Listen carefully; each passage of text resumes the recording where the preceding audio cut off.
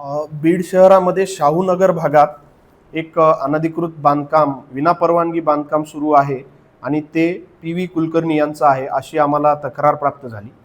त्यानुसार काल आमच्या नगररचना विभागाने आणि मालमत्ता कर विभागाने त्या शाहूनगर भागामध्ये जाऊन पाहणी केली।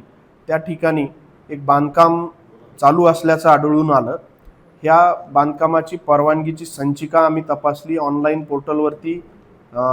PV कुलकर्णी यांच्या नावे कुठलीही बांधकाम परवानगी आढळून आलेली नाही, परंतु त्या जागेचा मालमत्ता कर रजिस्टरचा उतारा बघितल्यानंतर शिवशक्ती बिल्डर्स अँड डेव्हलपर्स या नावाने ती जागा दिसते आहे आणि त्यामध्ये एक 5 इतर लोक त्यामध्ये दिसत आहेत, मस्के, घुगे, कुलकर्णी, भोसले आणि शिवनीकर या नावाने 5 त्या जागेचे होल्डर्स त्या जागेचे दिसत आहेत। या सगळ्यांच्या नावानं आम्ही बांधकाम परवानगी तपासली आहे, परंतु बांधकाम परवानगी आढळून आली नाही। आणि त्याचबरोबर स्थळ पाहणी केल्यानंतर असं निदर्शनास आलं की बांधकाम करत असताना जे फ्रंट मार्जिन सोडणं आवश्यक आहे ती काही सोडल्याचं दिसून आलं नाही।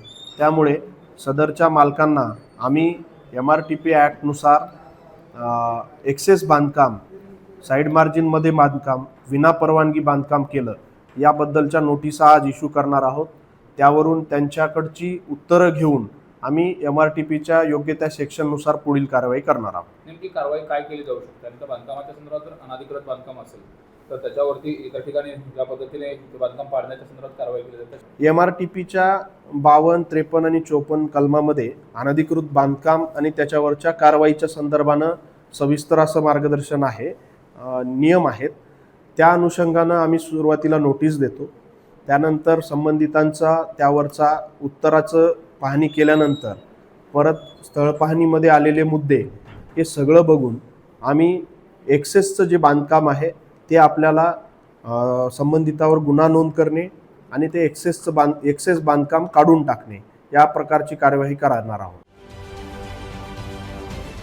महाराष्ट्रातील सर्व बातम्यांचे विश्वासार्ह व्यासपीठ,